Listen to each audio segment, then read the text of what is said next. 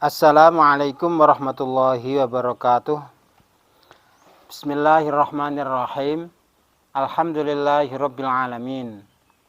Allahumma shalli ala sayyidina Muhammad wa ala alihi washabi sayyidina Muhammad wa barik wa sallim ajmain. Amma ba'du. Pada kesempatan ini, sahabat-sahabat yang berbahagia, kita akan membahas tasawuf menggunakan kitab Jam'ul Jawami' atau kitab Jim-Jim. Kali ini merupakan rangkuman dari pembahasan-pembahasan yang lalu. Pembahasan-pembahasan yang lalu sampai 14 episode itu membahas tasawuf dari kitab Jim-Jim semua, tepatnya pada bagian kitab Jim-Jim yang belakang. Juz 2 yang belakang ini halaman 431 ini. Kalau terbitan Darul Fikri Lebanon. Kali ini kita akan merangkum semuanya. Semua ulasan tasawuf menurut Jim-Jim atau menurut pengarang Jim-Jim yaitu Al-Imam Tajuddin As-Subki.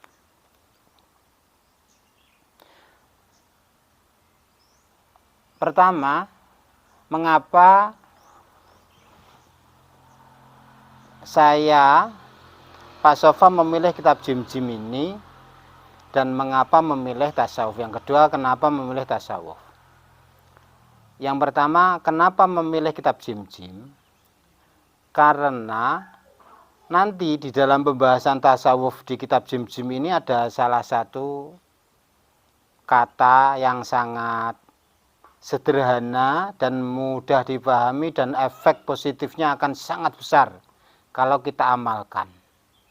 Nanti akan kita ulas pada pembahasan kali ini, yaitu pada kata-kata fallahu khaliqun ghairu muktasibin wal abdu muktasibun ghairu khaliqin.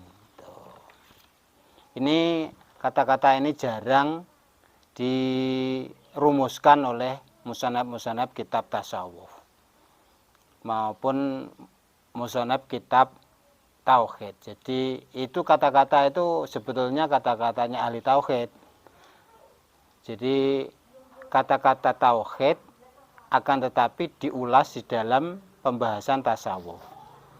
Memang kalau kita amati, kalau kita pelajari pelajaran-pelajaran atau doktrin-doktrin tauhid, ketika diaplikasikan di dalam kehidupan sehari-hari itu nanti akan menjadi tasawuf, akan menjadi perangkat menjernihkan hati yang disebut tasawuf itu. Awalnya itu merupakan doktrin-doktrin atau ajaran-ajaran tauhid. Makanya ada sebuah kitab tasawuf yang sangat terkenal, kitab Hikam. Kitab Hikam itu di awal kitab Hikam dalam syarahnya diterangkan fan atau program studi Hikam itu adalah program studi tauhid, fan ilmu tauhid. Jadi Hikam itu bukan disebut sebagai kitab ilmu tasawuf, bukan. Itu di Hikam sendiri disebut kitab yang merupakan fan dari ilmu tauhid. Jadi sederhananya ilmu tauhid ketika diamalkan maka dia akan menjadi ilmu tasawuf. Gampangannya begitu. Kemudian di kitab Jam'ul Jawami' ini ada kata-kata yang sangat sederhana dan sangat besar pengaruh positifnya. Nanti akan kita ulas pada bagian kedua rangkuman kali ini. Alasan yang kedua kenapa, kemudian pembahasan yang kedua, kenapa memilih menerangkan tasawuf? Oke, di dalam Islam garis besarnya ajaran Islam itu mencakup Islam, iman, ihsan. Islam itu kemudian pada garis besarnya, pada bagian terbesarnya diterangkan oleh ilmu fikih. Oleh ilmu fikih. Pengetahuan-pengetahuan fikih, kitab-kitab fikih itu merupakan bagian dari usaha para ulama penyusun-penyusun kitab menerangkan al-Islam kepada umat manusia, kepada umat beragama Islam. Kemudian bagian agama yang nomor 2 adalah al-iman. Kalau al-iman ini usaha para ulama untuk menjelaskan al-iman kepada umat pemeluk agama Islam, terutama menggunakan susunan karangan yang disebut ilmu tauhid. Ini adalah usaha para ulama bagaimana agar umat ini menjadi lebih beriman, atau yang asalnya belum beriman menjadi beriman dengan keimanan yang benar, keimanan yang sahih. Kemudian bagian agama yang ketiga adalah al-ihsan. Al-ihsan ini oleh para ulama banyak diterangkan menggunakan kitab akhlak dan kitab tasawuf. Nah, ternyata dalam kehidupan bermasyarakat, kehidupan berkeluarga, maupun kehidupan individu, yang paling terdepan tampak berpengaruh itu adalah masalah akhlak, masalah kebaikan seseorang. Jadi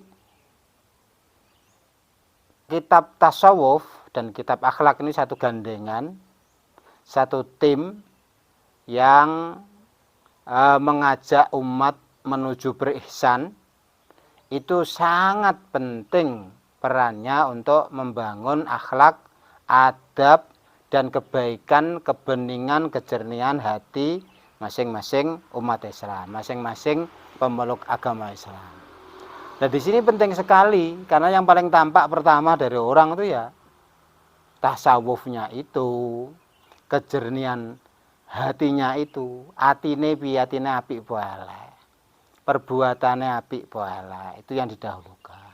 Maka kita memilih murojaah terlebih dahulu, murojaah ilmu tasawuf atau pengetahuan tasawuf. Demikian, kemudian kita akan melanjutkan murojaah yang seperti yang saya sebut tadi. Murojaah yang kali ini karena masing-masing alinea, masing-masing paragraf tasawuf di kitab Jim-Jim sudah selesai, maka kita akan membahas rangkumannya. Ternyata menurut hemat saya, menurut hemat Pak Sofa, dari kitab Jim-Jim ini ada 3 kalimat sangat besar pentingnya dan sangat besar pengaruh positifnya untuk kehidupan sehari-hari yang berkaitan dengan tasawuf. Yaitu yang pertama, Bismillahirrahmanirrahim. Qala al-musannifu al-imamu Tajuddin Ibnu Subki, nafa'anallahu bi'ulumihi amin. Bismillahirrahmanirrahim. Awwalul wajibati utawi kawitane pira-pira perkara wajib iku al-ma'rifatu, kenal maring Gusti Allah. Awal dari kewajiban seorang hamba adalah mengenal Allah. Jadi awal mula kejernihan hati seseorang, kebaikan hati seseorang itu dimulai dari orang itu mengenal Allah. Sahabat-sahabat sekalian, mengenal itu tahu, mengerti, mengetahui, mengerti, mengenal, mengingat. Gandengannya dengan mengenal nanti mengingat. Ternyata dalam kenyataan hidup sehari-hari itu, sesuatu yang kita tahu itu kadang membuat kita susah, dan banyak juga yang membuat kita gembira, senang. Coba keadaan yang jelek, misalnya keadaan tanaman, hasil tanaman, keadaan kerja anak buah yang jelek, itu kan menyedihkan. Kadang juga menggembirakan, misalnya keadaan anak buah yang giat, keadaan hasil tanaman yang bagus sekali, ini menggembirakan. Sesuatu yang selain Allah, kita mengetahuinya, kita mengenalnya, kita mengingatnya, itu kadang menyebabkan kita gembira, kadang menyebabkan kita justru bersedih. Bahkan ada sesuatu yang hampir semua orang itu kalau ingat itu pasti bersedih dan malu dan tidak nyaman. Yaitu tahu kalau dia punya tanggungan, punya hutang. Kan dia bersedih. Ingat juga bersedih, tahu juga bersedih. Begitu. Sesuatu selain Allah, tidak semuanya kok kita mengetahuinya akan menyebabkan hati kita jernih. Hati kita akan cerdas. Tidak semuanya begitu. Kadang justru membuat hati kita itu bodoh dan tolol seketika ketika mengetahui hal tersebut. Berbeda kalau kita para hamba mau mengenal Allah. Mengenal ini gandengannya dengan itu loh. A'udzubillahi minasyaitonirrajim. Ala bidzikrillahi tatma'innul qulub. Ingatlah dengan mengingat Allah, hati akan menjadi nyaman, hati akan menjadi tenang. Ingat itu kalau ingat Allah akan menjadikan hati tenang. Lah, coba kalau kita pahami kata-kata mengingat. Apa ada? Mengingat kok belum kenal itu apa ada? Kamu ingat sama si A itu enggak?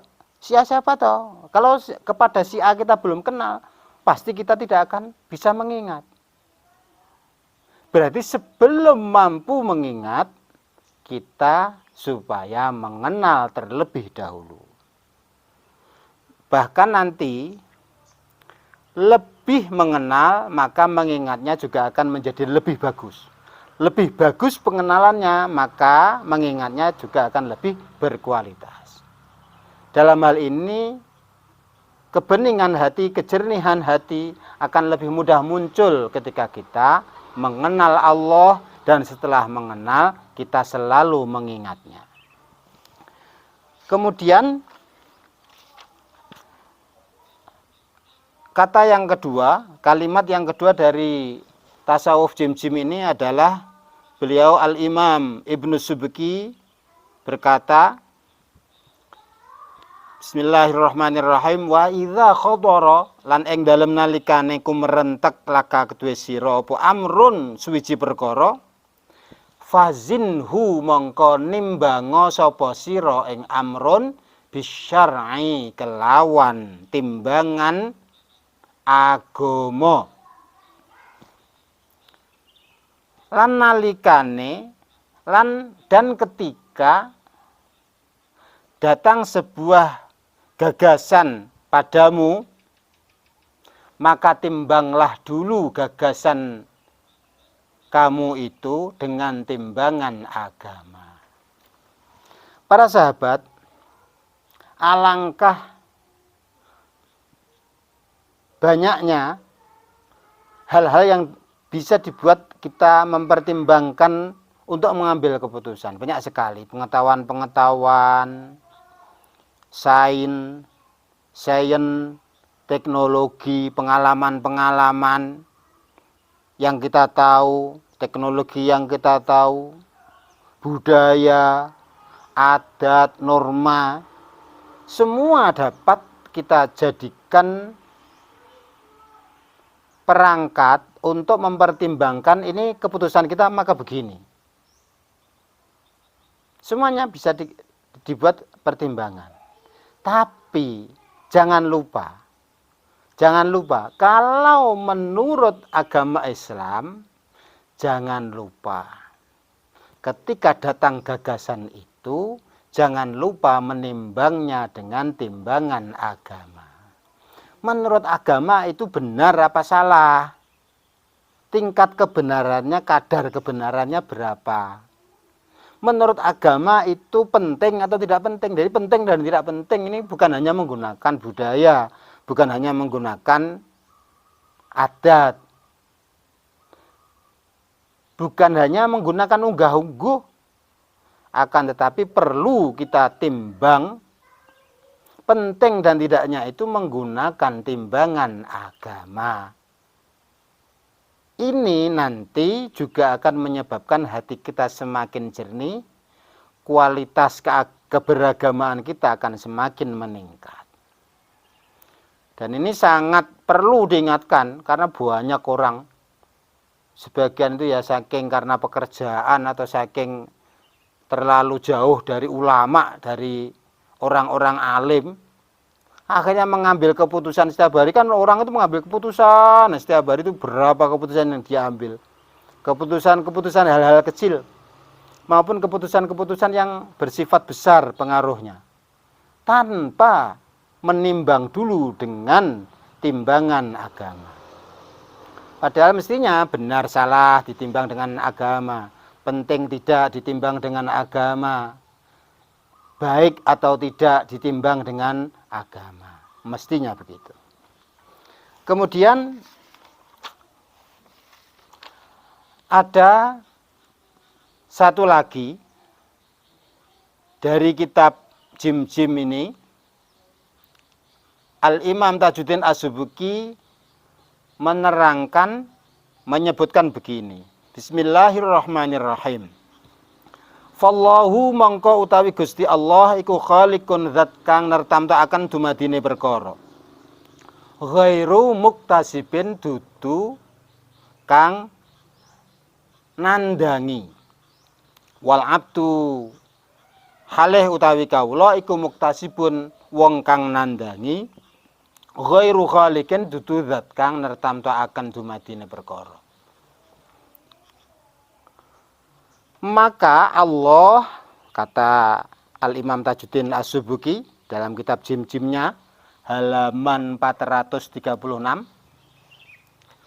maka Allah adalah zat penentu segala kejadian, bukan pihak yang melakukan, bukan pihak yang berbuat. Jadi Allah ini yang menentukan perbuatan, bukan yang berbuat. Wal abdu muktasib ghairu khaliq. Sedangkan hamba adalah pihak yang berbuat, bukan zat yang menentukan perbuatan. Kata-kata ini pertama sungguh menarik, dan yang kedua sangat penting sekali dalam kehidupan. Menariknya begini, jadi ternyata hamba ketika berhak mendapat siksa dan berhak mendapat pahala itu bukan karena menentukan perbuatan. Yang menentukan bukan hambanya.